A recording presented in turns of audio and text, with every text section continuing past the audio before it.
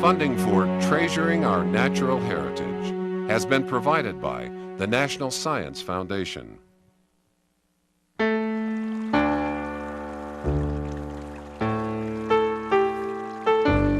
Here, in the Silver Creek Valley of central Idaho, the beauty and productivity of the land are clear for all to see.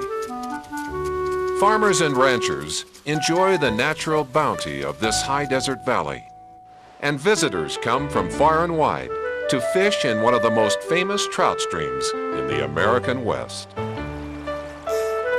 What is less obvious, however, is the rich biological diversity that supports the valley's productivity. It is this intricate web of biological life that makes Silver Creek Valley so valuable to humans. And it is biological diversity that sustains the health and productivity of habitats in all parts of the world. At one time, this valley in southwestern Wyoming was much like Silver Creek Valley. The homesteaders who lived along Sage Creek benefited from the full array of nature's services, and their farms prospered, for a few decades anyway. But these settlers failed to practice good stewardship. They failed to protect the life-giving biological resources of the valley, and this caused a sharp decline in productivity. Eventually, the valley could no longer support agriculture, and the settlers had to abandon their homesteads. The contrast between these two valleys demonstrates the importance of wise stewardship.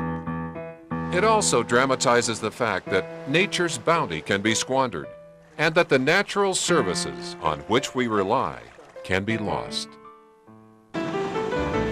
In this program, we will examine some of the major factors contributing to the loss of biological diversity, and we'll see how this loss threatens vital natural services. With the help of leading scientists, we will weigh the impact of human activities on the health of our planet and assess the kind of stewardship that will be necessary to conserve the diversity of life on Earth.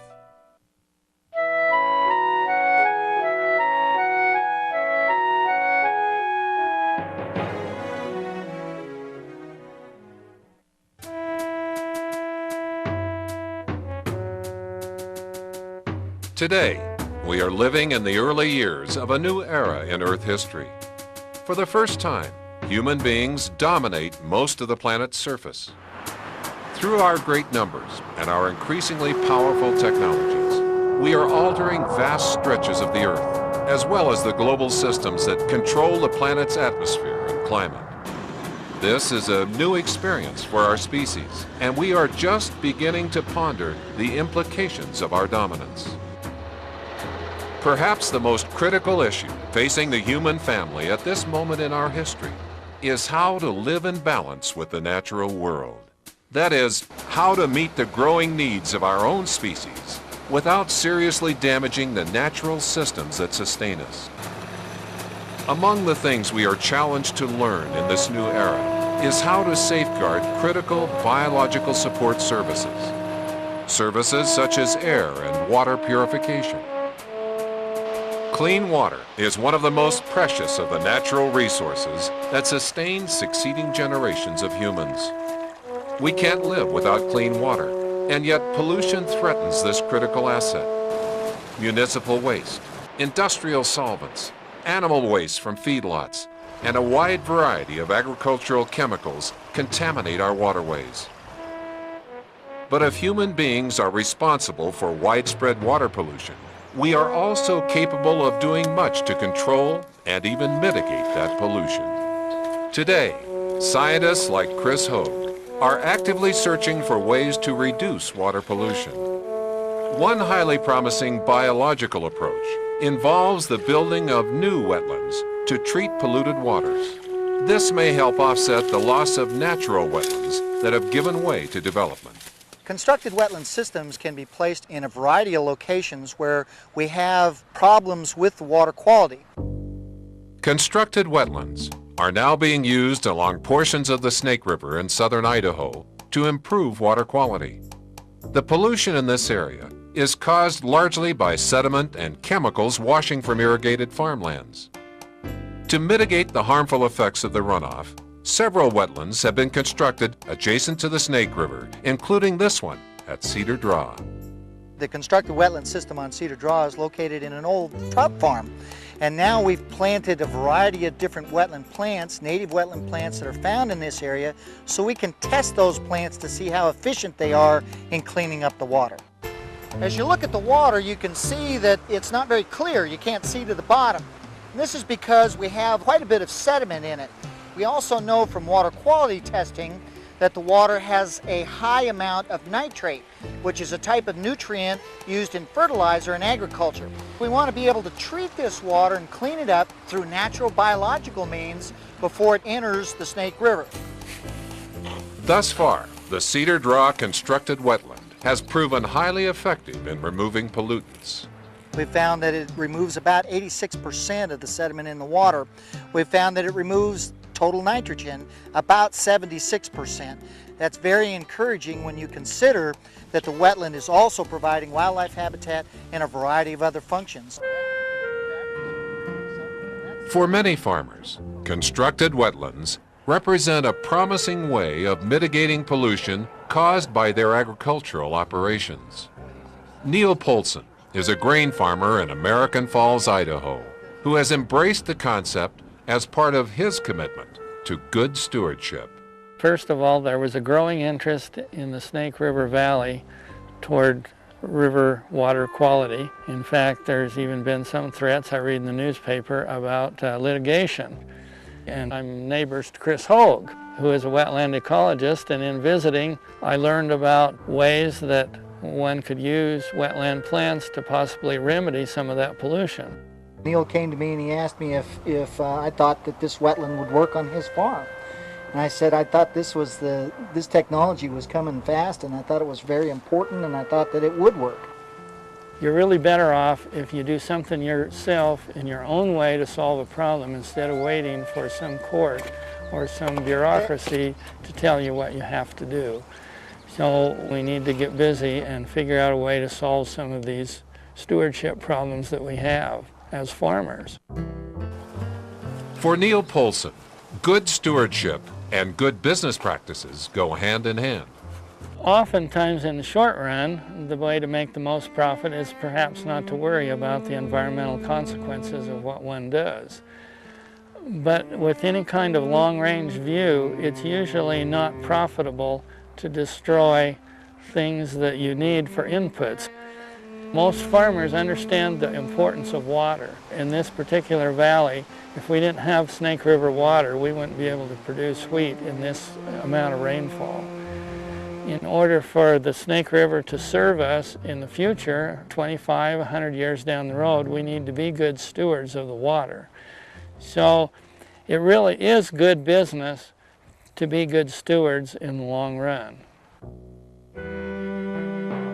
The Snake River Plain, on which Neil Polson's farm is located, is one of the prime agricultural regions of the Intermountain West. Vast croplands such as these bear dramatic witness to the growing human domination of the earth. And all over the world, ever larger tracts of intensely managed agricultural lands are required to feed a rapidly growing human population. The pressures associated with population growth are enormous, and they will do much to shape our future. That's the view of biologist Paul Ehrlich, who has been studying population issues since the 1960s. When I was born in 1932, there were about 2 billion people. When I wrote The Population Bomb in 1968, there were 3.5 billion people. In the year 2000, there were 6 billion people. That means to me, the blink of an eye between 1968 and 2000, more people were added to the planet's population than existed when I was born. And now we're rocketing on towards maybe 8 or 9 billion. The prospect of a human population of 8 or 9 billion by the year 2050 concerns Paul Ehrlich and other scientists who are aware of the additional burdens this will impose on already weakened natural systems. The scale of the human population, and that means not just the numbers of people, but how they behave, what their consumption patterns are, what kinds of technologies they use, is putting an enormous burden on the natural systems that support our lives. You know, the basic food supply of all animals on this planet is the activities of these plants around here. They capture energy from the sun, and then animals eat them and take that energy. So the basic food supply for all animals is what we call net primary productivity of plants.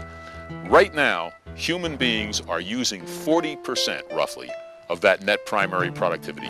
That's 40% of the food supply for all the animals on the planet when we need the other animals on the planet to support ourselves. There's a very intimate association between how many people we have and how much biodiversity we can support. And biodiversity just isn't cute little animals for us to enjoy. Biodiversity is working parts of our life support systems. Preserving biological diversity in the face of a burgeoning human population will be a daunting challenge during the 21st century. It will require the wisest stewardship possible. And for Paul Ehrlich, that means weighing the balance between short-term human benefits and their long-term biological costs. It also means learning to distinguish between human capital and natural capital. So wise stewardship means we would shift from just stewardship of our human-made capital to stewardship of our natural capital. You know, you can't get more trees by building more sawmills. At some point, you have to understand that natural capital is at least as important, as actually more fundamental, than human-made capital. Human population growth is fueling yet another threat to biodiversity, the invasion of foreign plants and animals. In most parts of the world, invasive plants are displacing native ones, and this is having a harmful impact on the health of natural habitats. You may wonder why we should be concerned about the loss of native plant communities and native plants and native animals throughout the earth. Well, basically because biological diversity, the whole array of diverse plants and animals, fungi, microorganisms, are what we base our life on. Peter Raven is the director of the Missouri Botanical Garden and an authority on problems associated with invasive plant species. While invasion is a basic process in the natural world, says Raven, and while species have migrated throughout history, the rate at which invasive change is occurring is unprecedented. What's more, humans have introduced most of the new invaders, and their rapid spread is fueled by ever-expanding human activities. For 10,000 years, human beings have been bringing around plants, crops, and animals with them as they went from place to place. And along with them have come an army of invading species of weeds and pests of various kinds that have spread out into natural communities of plants and animals and displaced them. The more human beings move around, and the pace of our moving around is getting faster and faster, the more opportunities there are for invasion and the more transformation of natural communities from rich and diverse ones to relatively simple ones that are dominated by one or a few species. It's part of the process of reducing biological diversity on Earth, which is something that we wish to avoid because of the potential benefits of biological diversity for human beings. In the American West, cheatgrass stands out as a prime example of biological invasion, says Stephen Novak, a researcher at Boise State University. Over the course of European settlement, there's been a profound alteration of the plant communities that we find here. In fact, it's very hard to find some examples of the native plant communities because of the prominence of some of these non-native plant species. One of the most important of these invaders is cheatgrass or Bromus tectorum. Cheatgrass is Asian in origin and arrived in the United States in the 19th century. Its rapid spread was fueled by practices that disturbed the native plant communities. In the late 1800s, there was overgrazing in many areas in the Intermountain West. This overgrazing led to the destruction of some of the natural plant species found in this area, particularly the native bunchgrass species. So cheatgrass and other species, but primarily cheatgrass, were able to take advantage of this disturbance. In a period of just 40 years, cheatgrass spread rapidly throughout the Intermountain West, reaching its current range by 1930. This dramatic advance was caused not only by disturbances to the native plant communities, but also by the ability of cheatgrass to outcompete native bunchgrasses. Also, unlike the native bunchgrasses, cheatgrass produces a tremendous number of seeds. So the level of reproduction in this species is actually incredibly high. The large number of seeds produced by cheatgrass creates dense blankets of grass, and this density has contributed to a major change in the frequency of rangeland fires. In the pre-European settlement days, when the native plant communities were still intact, fires may occur in any one area every 60 to 100 years. With the presence of cheatgrass, that fire frequency has been reduced to every 3 to 5 years. This profound alteration of the fire cycle has grave implications for people living in areas dominated by cheatgrass and other invasive plants. One of the things we're seeing now is a tremendous number of range fires. These fires burn fast, they burn hot, they can lead to damage to buildings, structures, even towns, and they require tremendous amounts of money to be fought. Of the many costs associated with the spread of cheatgrass and other foreign species, the greatest in the long run is the loss of biological diversity. The biodiversity in this site has been massively reduced. Not just the plants within the native communities, but the animals, the small mammals, the birds have been lost.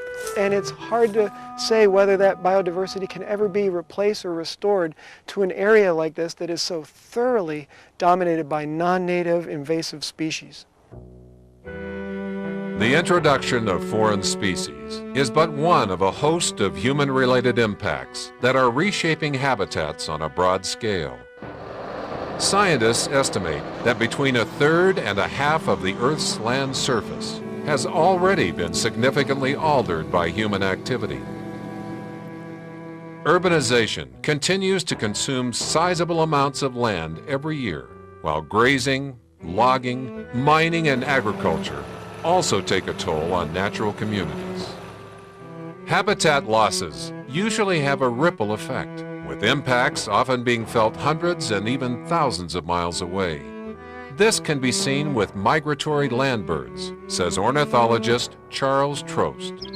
Trost points out that several birds that spend the summer months in the Intermountain West are now being adversely affected by changes in their wintering habitats in Mexico and Central America. A prime example is the sage sparrow. People don't realize that events that happen 500 miles, 1,000 miles away can affect their viewing up here in Idaho. They spend the winter, I suspect, in Arizona, New Mexico, but mostly northern Mexico. And in northern Mexico, there's a lot of grazing. Grazing tends to remove grass, and when you remove the grass, you remove, of course, the seed heads, which is what they rely on in the winter. So I suspect that overgrazing in Mexico is a problem for their wintering habitat. If habitat loss threatens biodiversity, so does habitat fragmentation. Today, land use patterns are creating scattered fragments, or islands of habitat. Physically separated from other natural areas, these habitat islands are often too small to support viable animal populations, especially larger mammals.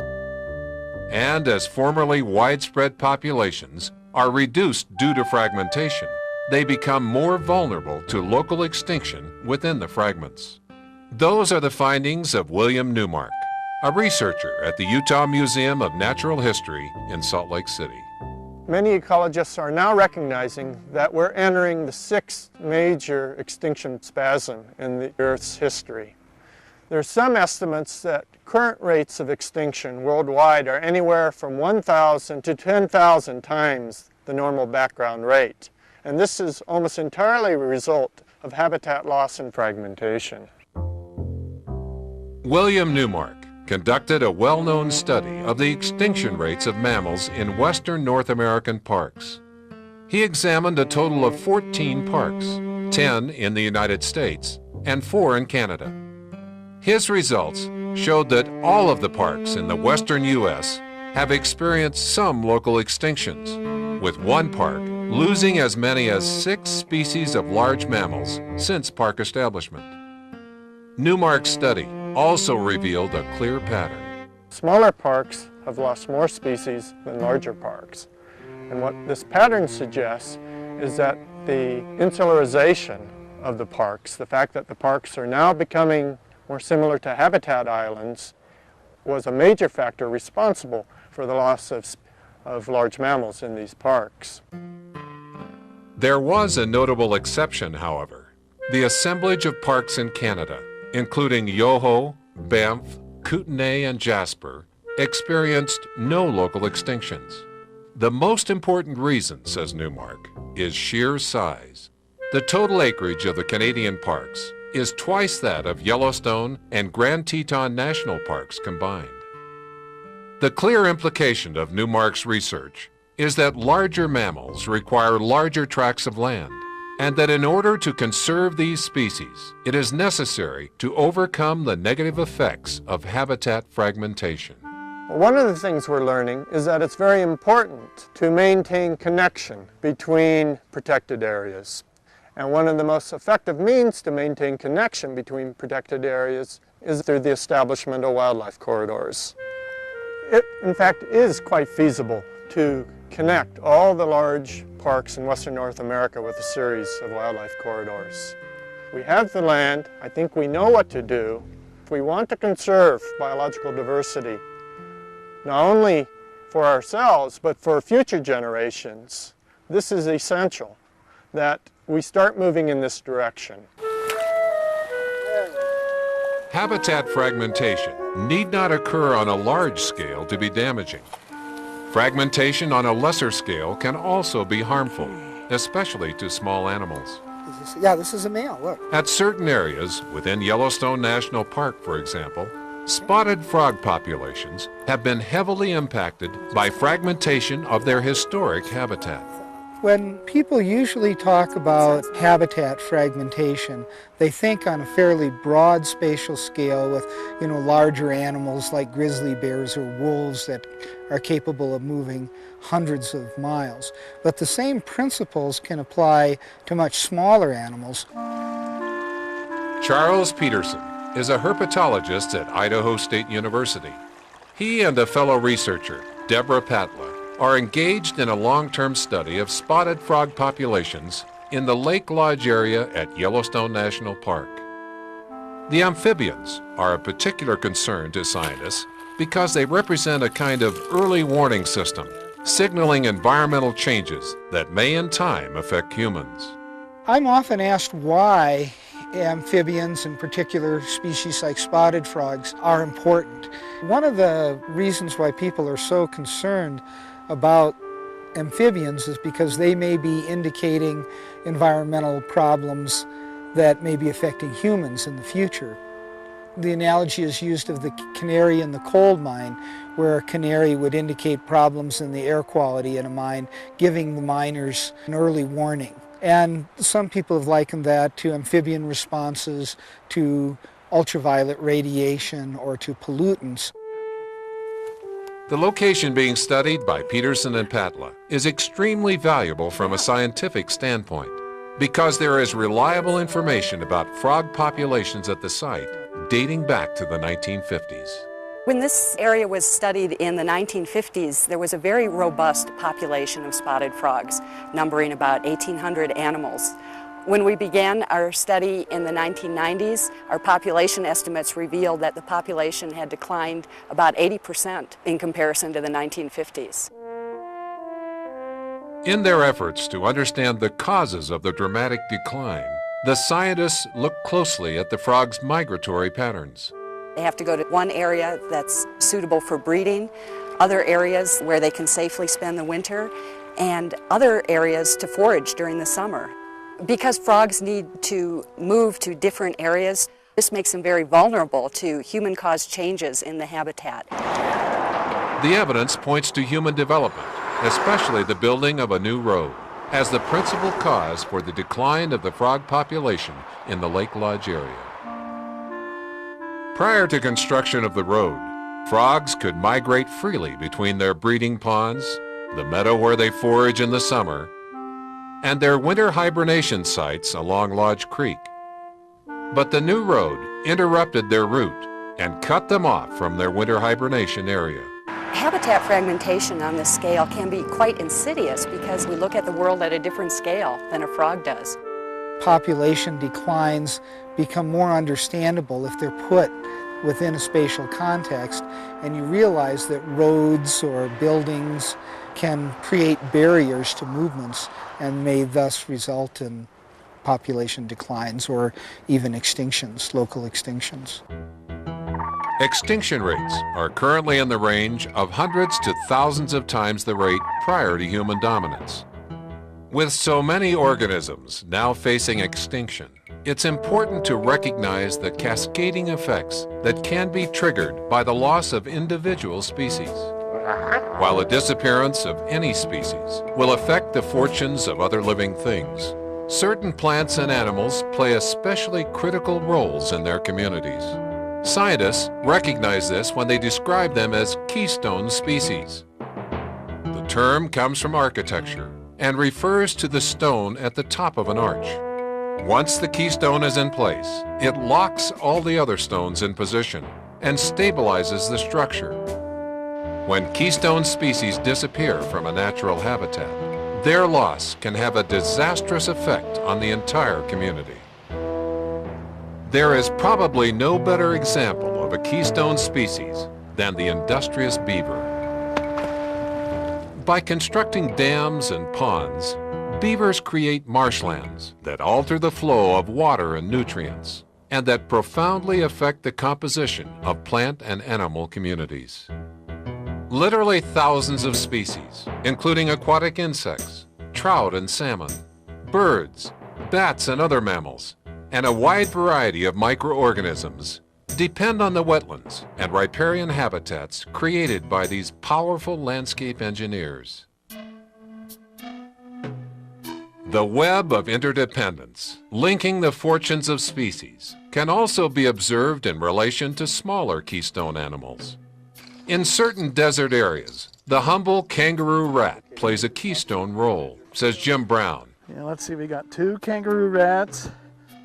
Brown is a community ecologist who has been studying kangaroo rats at this research site near Portal, Arizona for more than 20 years. Perhaps the most important keystone effect of kangaroos is through their activities moving soil. The biggest effect is building mounds. They build large conspicuous mounds for their burrows, and these serve as homes, as refuges for an enormous variety of animals. They include box turtles, burrowing owls, Mojave rattlesnakes, a number of different species of lizards. In addition to these animals, there are a number of less conspicuous animals. Some crickets have been only found in kangaroo rat mounds. There's a burrow right there. And finally, there are quite a few disturbance-preferring plants that are found only or primarily on the mounds where the kangaroo rats have disturbed the surface of the soil. Like the beaver, the kangaroo rat reveals the extent to which species depend on one another. So presumably, if kangaroo rats disappeared, a large number of other species would go with them. And it's important from a conservation point of view because if these keystone species are lost, it's likely that we'll have dramatic changes, often simplification of the habitats as a number of other species disappear along with the keystones. While examining issues pertaining to the loss of species, it's important to consider a biological principle known as extinction debt. The term refers to the fact that extinction is a process that occurs over time, and that species generally do not go extinct immediately following the contributing events. In fact, there is often a significant lag between the creation of the debt and the actual extinction, says David Tillman, a community ecologist at the University of Minnesota. You destroy habitat, leaving something behind. That piece you leave behind has many species left in it. But a large number of those will not be able to survive in the little fragment that's left. So there's this debt. The destruction occurs, and then sometime in the future, 50 years, 100 years, 200 years, in some cases even 1,000 or more years, a species goes extinct. And they could go extinct one after the other in response to this habitat fragmentation. We are currently creating extinction debt at an alarming rate, but in David Tillman's view, it is still possible to reverse the downward spiral. With this time delay between habitat destruction and extinction, there are many species that seem to be all right in an ecosystem that are actually on a very slow path toward extinction. However, because this is a slow path toward extinction, there's some good news in this. This gives us a chance to realize what we're doing, to change how we treat habitats, to restore some habitats, to put in corridors that link habitats together. And so the fact that it can take 50 years or 100 or even 200 years to cause some species to go extinct because of habitat destruction means that we have a window of opportunity in which we can realize as a society the value of biological diversity to us. And we can respond by restoring habitats in ways that can help prevent extinction of the species that are currently threatened. While the extinction clock is ticking, and while there are serious concerns about the future of many species, there are also notable examples of the kind of constructive intervention discussed by David Tillman. Growing public awareness of the loss of species is fueling the development of conservation plans for many threatened and endangered species. Two of the best known of these are the efforts to save the bald eagle and the peregrine falcon. The bald eagle and the peregrine falcon are two of about a dozen species of birds that were affected by pesticides such as DDT and related organochlorines. In '65 was when we finally realized that we had a really serious problem with the peregrine and the bald eagle and the brown pelican and a number of other of these species that were affected by DDT, and that got a lot of people energized to do something about it. I didn't know that they were nesting on that building. Tom Cade is an ornithologist and one of the founders of the Peregrine Fund, a private conservation organization that began in Ithaca, New York, and is now based in Boise, Idaho. Since its founding at Cornell University in 1970, the Peregrine Fund has worked to save the peregrine falcon, the bald eagle, and other endangered birds of prey. An important step in improving the fortunes of these birds came in 1972, when DDT was officially banned by the U.S. Environmental Protection Agency. Following the ban, Cade and his colleagues began an ambitious program of captive breeding. Yeah, she's a big, healthy looking one. The idea was to breed them in captivity, at least save them as captive birds if we lost them all in the wild. But there was always, from the very beginning, the thought that if the environment could cleanse itself enough of the DDT residues, that there would then be the possibility of using these birds to release back into the wild and build up a new population of peregrines. The effort was successful, and today, both peregrine falcon and bald eagle populations have made significant recoveries. The aim of the Endangered Species Act is to recover species, not to just maintain them at some low level on the brink of extinction forever. And we accomplished that. In the year 1999, in August, the peregrine falcon was officially removed by the Secretary of the Interior. He made the announcement right here in Boise. It was removed from this list of endangered species. As Tom Cade reflects on the successful effort to save the peregrine falcon, he draws a critical lesson. An important lesson that I've learned is that cooperation works.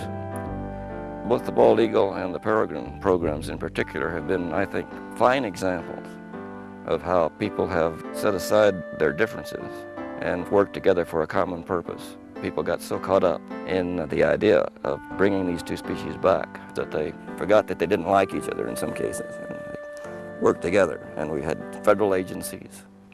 All of the land administering federal agencies have been involved. All of the state agencies have been involved. Numerous non-government organizations such as ours have been involved, and thousands of individual people, both inside government and outside, have contributed to make these two programs work. With interdependence being a cardinal rule of nature, the fates of endangered species can be intertwined. Consider, for example, the relationship between the bald eagle and one of its food resources, the salmon. Salmon are endangered throughout most of the American Northwest, and as they decline, many other species are adversely affected, including some birds of prey. The importance of salmon extends far beyond the fortunes of these predatory birds, however. Salmon play a critical role in the transport of nitrogen and other nutrients from the ocean to inland areas. After years spent feeding in the nutrient-rich waters of the Pacific, they swim hundreds of miles inland to their places of origin to spawn. Following mating, the adult fish die, and their remains add precious nitrogen and other nutrients to local food webs. As salmon populations dwindle, however, inland areas are being deprived of this source of nutrients. In Idaho, both the Chinook and sockeye salmon are imperiled, and there is intense public discussion about how to save them. Another male, another natural fish. The issue is very complex, both from a biological perspective and from the standpoint of public policy. Another male. But while the debate rages on, several conservation efforts are already underway. Some of these efforts are being led by Native American groups, which view the salmon as central to their culture and way of life. The Shoshone-Bannock tribes, for example, have initiated a conservation project called Dance of the Salmon. Dance of the Salmon was initiated to answer some questions. One of the questions was what happened and where are the salmon in this area? And 5 to 6 years ago, we could not see one salmon. That's right, and that's what we're doing, right? Ed Galindo is a high school science teacher at Shoshone-Bannock High School in Fort Hall, Idaho, and one of the founders of the Dance of the Salmon project. Right there, some willows. You just want to plant them in. He says that the goal of the project is to rebuild salmon populations in the tribe's traditional fishing waters. Okay, there you go. Galindo and other tribal members are currently working on several fronts. One involves the improvement of salmon spawning habitats, including this site on Purcell Springs Creek in the Lemhi Range of central Idaho. Here, students from the Shoshone-Bannock tribes are planting willows along the banks of the creek. As the willows grow, they will protect the stream banks and provide valuable shade for fish living in the stream. Okay, Cody, I want you to plant them like Laverne showed you, as far down as you can. The Dance of the Salmon project is designed to bring young people of the Shoshone-Bannock tribes into closer contact with nature and to foster in them a respect not only for salmon, but for the entire web of life. The project is guided by the age-old Native American belief that living things are deeply interconnected and that humans have a responsibility to respect all forms of life. I think many times textbooks told the story of single species importance, and they forgot about how a part is connected to the whole. Excellent. That's always been the prime thought of any native person, how the grass is connected to the deer is connected to the bear, and the bear is connected into the chain of life. And I think biodiversity from a scientific standpoint is starting to revisit that story and see that one needs the other. And from a native perspective, we are in that chain as well. We're as dependent as our animal friends are on the web of life. Currently, tribal leaders are experimenting with the placement of special incubator boxes in traditional salmon spawning areas. The boxes are actually old refrigerators, which the students have converted into state-of-the-art fish incubators. The purpose of the boxes is to increase the hatch rate of both salmon and steelhead eggs. Here, members of the team are monitoring a box containing 40,000 steelhead. The incubator boxes are placed below freshwater springs, such as this one, on a tributary of the Yankee Fork of the Salmon River in central Idaho. The preliminary results have been encouraging, both for steelhead and salmon. Fish will come back to the hatch box and make what we call a redd, a nest, right by the hatch box. And so you can conclude if there hasn't been a fish in a stream for 8 to 10 years and one comes back and makes a nest by the hatch box, you would conclude that that is your fish. That's some of the evidence we're using to say that fish are coming back. Ed Galendo is quick to add, however, that the incubator boxes do not represent a quick fix and that a broad social effort will be necessary to save the salmon. This project, the stream site incubation, is not the sole answer to the plight of the salmon. The plight of the salmon is a very complex issue that involves hydro, agriculture, lumber, mining, recreation, and different nations. But we're certainly there to enhance the salmon, to give live hatch rate a boost. We think we're a player in the game to help out salmon. While the fate of the salmon remains in doubt, there is growing recognition that conservation efforts focused on individual species are not as effective as those that protect entire habitats.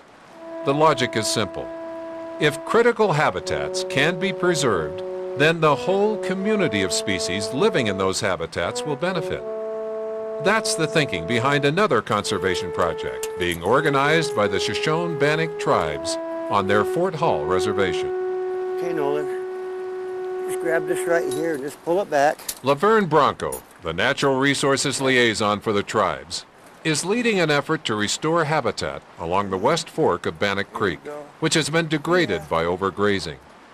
He wants to increase streamside vegetation, improve the quality of the stream bed, and help recharge the groundwater that feeds local springs.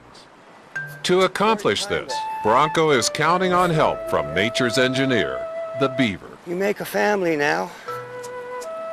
Make a home.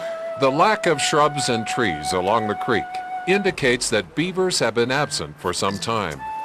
In Bronco's view, the trapping out of beavers began the collapse of what he calls the puzzle of the environment.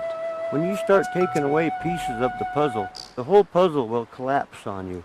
If you start removing the beaver, well, erosion comes in. Once erosion comes in, there goes your fish. Once the devastation starts going on, well, the other animals know what's going on, like the deer and the elk. Pretty soon they'll start migrating out of the system because there's no grass for them. There's no trees for them. This downward spiral is not inevitable, however. Laverne Bronco and other members of the Shoshone-Bannock tribes believe that a healing process has begun with the reintroduction of the beaver. Beaver is one major player of this puzzle. The next piece of the puzzle that will come back is the dam, the ponds. The second piece of the puzzle that will come back will be the willows. And then from there, everything will start coming back. Pretty soon it draws in the deer, the elk. And they found a home here because the grasses are here now. There is good reason for Bronco's optimism, because beavers represent nature's most effective way of healing eroded streams. By building their dams across gullies, they halt the erosion process and help fill in areas where erosion has already occurred. This healing process can be observed on Sage Creek in the Flaming Gorge region of southwestern Wyoming. The severe erosion along the creek traces back to the early days of settlement, when beavers were trapped in massive numbers and sold in the fur trade. And the removal of beavers has continued into modern times.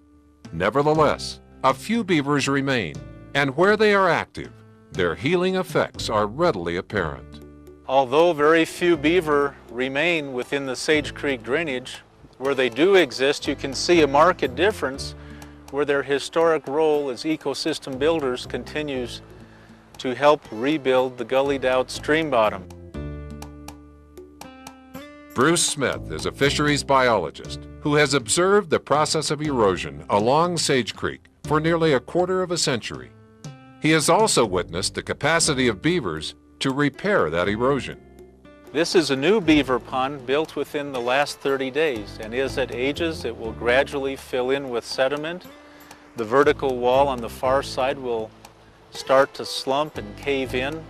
The material that would fall into the creek would be held in place, helping to further raise the level of the bottom of the gully and a gradual stabilization of the area we see today as pond as it becomes a meadow over the next few years' time. And that's how the natural process of gully healing occurs in stages throughout the system. Well, we'll see you later, dear. Today, efforts to protect natural lands and the biological diversity within them can be found in every part of the country. In central Idaho, there's a large and highly successful conservation project that has attracted wide attention. It's the Silver Creek Preserve, and it is operated by a private organization, the Nature Conservancy of Idaho. Here in this high desert valley, the Nature Conservancy has protected an entire watershed, over 9,000 acres, while also restoring riparian areas that had been badly damaged by overgrazing. The Nature Conservancy, not only in Idaho, but in the country, thinks of Silver Creek as a conservation model that can be applied elsewhere. Silver Creek is a model because it is an example, a very successful example of cooperative conservation. Guy Bonnevier is the former director of the Nature Conservancy of Idaho. He guided the development of the Silver Creek Preserve over a period of 20 years. When the Nature Conservancy first purchased this property, it was 479 acres and 2 miles of stream that you see right here. The fishery was recorded to be at an all-time low. That was due to land use practices along this property and 15 or 20 miles of tributaries above it. Initially, the Nature Conservancy intended to improve the parcel on its own, without the involvement of local landowners. The organization soon realized, however, that to ensure the health of the preserve, it would be necessary to protect thousands of additional acres in the surrounding watershed. But the Conservancy was not in a position to purchase that much land, nor was the land for sale. If the Silver Creek Preserve was to be successful, a new strategy was needed. Guy Bonnevier believed there was a solution, but it would require the voluntary cooperation of many landowners in the valley. I suppose I was the right person in the right place at the right time because I've always been very friendly and respectful of people who make their living on the land. So I worked quite well with these people, and it took a few years to gain their trust, but I knew the Nature Conservancy was not going to be successful unless it learned to work with those people. So we looked for win-win situations, and they weren't hard to find. The Nature Conservancy encouraged local landowners to grant what are called conservation easements. Such easements allow landowners to retain title to their property, but restrict development and subdivision, and they also require sound conservation practices. In return, landowners may receive certain economic benefits, including tax advantages. This voluntary approach to protecting the Silver Creek Valley has proven highly successful. One by one, it was like the domino effect. One rancher after another started working with us, and for instance, people said Bud Purdy would never work with us. Bud is a leader in this community here, and one of the greatest achievements, in my opinion, is that the Nature Conservancy and the Purdy family work so well together. I wanted to have the ranch remain as a ranch, no matter what happens in the future. I didn't want to subdivide it and cut up, and we feel that we can work with the conservation easement and do that. This valley is similar to a lot of them in the West where there's intense pressure to subdivide the ag land. And when we decided to give the conservation easement, we put our money where our mouth was. And we've combined with our neighbors. There's 12,000 acres in a ribbon through here of land that's preserved without any government involvement. It was all done privately, voluntarily, and we're all satisfied, and we accomplished it without the government. Today, looking back on it, I've been working on it 20 years. The fishery is back at its all-time recorded high levels. There's been 21 conservation easements donated on approximately 9,000 acres. So this base of 479 acres and 2 miles of water has grown into 9,000 plus acres and over 32 miles of stream. And so I just feel like one of the luckiest people in the world that I was part of this. And I can't tell you how satisfying it is every time I drive by or come back for a visit. It's just a real personal satisfaction to see the creek in what wonderful shape it's in. I watch the fish practically every day in front of my house feeding on the insects in the summertime. The wildlife here is absolutely fantastic. The geese and the ducks and the curlews and the sandhill cranes and all that, they use these pastures just like we do. Many other landowners are discovering the benefits of conservation easements. For the Cruz family, the easement represented a way of protecting both wildlife habitat and agricultural land on the family's 800-acre Pine Creek Ranch in eastern Idaho. The Cruzes granted a conservation easement to the Teton Regional Land Trust, a private, nonprofit organization that protects agricultural and natural lands alike. What attracted me to the land trust was that they conserved both wildlife habitat and farmland, and both of those two together make up our land because we have good wildlife habitat and also good farm ground, and so I thought it was a perfect combination. The Cruzes have owned the Pine Creek Ranch for 4 generations and want to keep it in the family. For them and for many other small farmers, the economic benefits of conservation easements help make that possible. Well, I think it was probably the only way we could work it out to keep this ground and be able to keep farming. We were at a point where I don't think there would have been any other way except, just to sell out. A lot of times I look around at the other farmers and they're selling off small lots, 5-acre lots, and they have a new tractor and they've made their land payment. But we don't want to have a nicer tractor by selling off a 5-acre lot. I take a lot of pride in the family with the fact that they made this decision and the fact that we have such a beautiful spot here and we haven't given it up. For Natalie Cruz, the easement has an additional significance.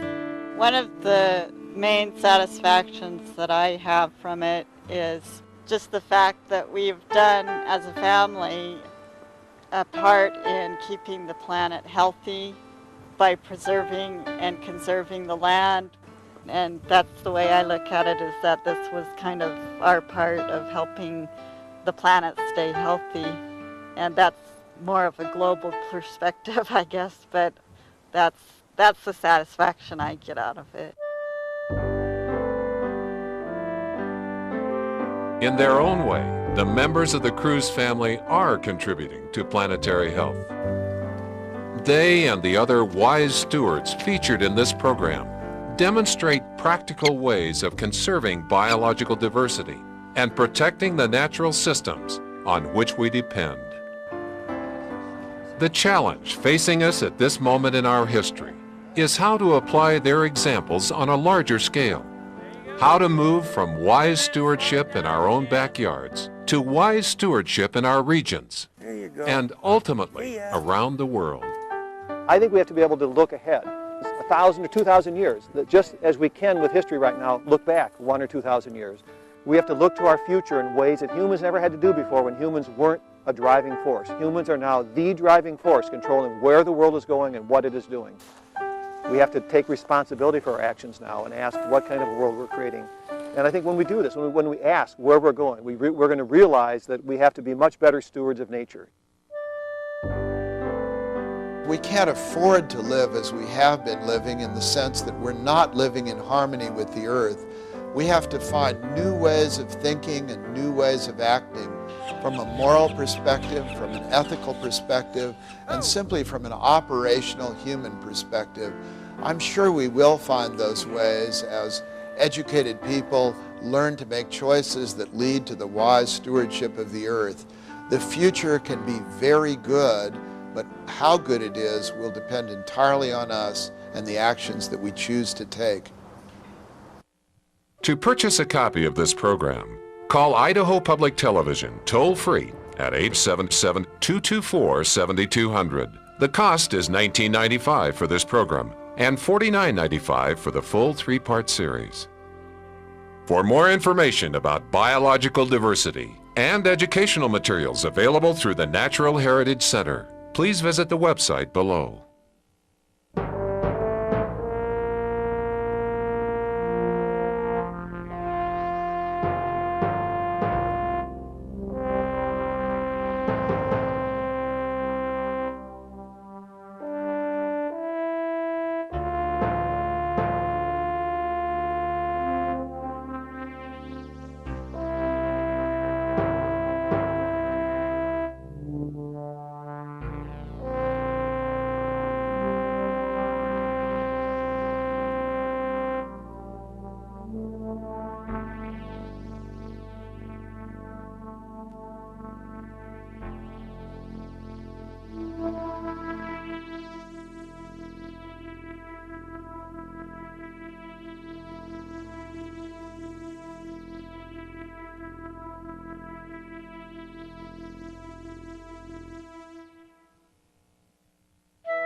Funding for Treasuring Our Natural Heritage has been provided by the National Science Foundation.